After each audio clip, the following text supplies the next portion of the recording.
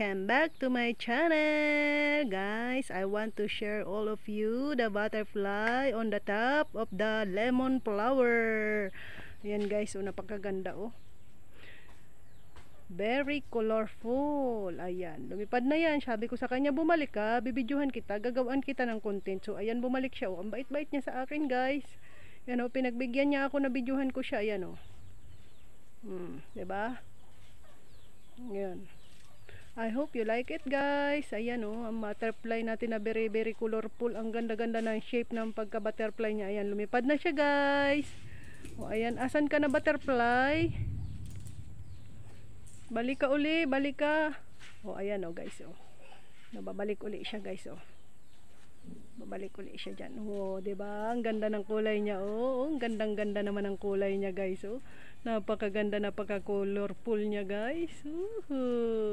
Ayan, oh, ang ganda-ganda guys. So, 'di ba? Siguro matamis yung pinakaano ng lemon.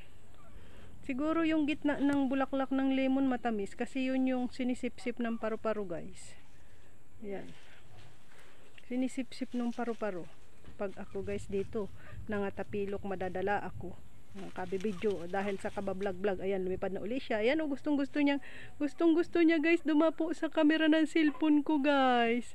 Diyan ka na lang dumapo sa ano. O makikita ka din naman, doon ka lang magdapo sa bulaklak. Sa bulaklak ng lemon lang. Ayan guys, nandiyan sa baba siya. O, andun oh, naglipad-lipad siya.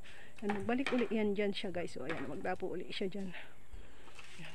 Nahiya siya kay. Pero magbalik yan uli siya dyan guys. Abangan natin. O balik ka na dito, dapo ka na uli kay magpapaalam na tayo.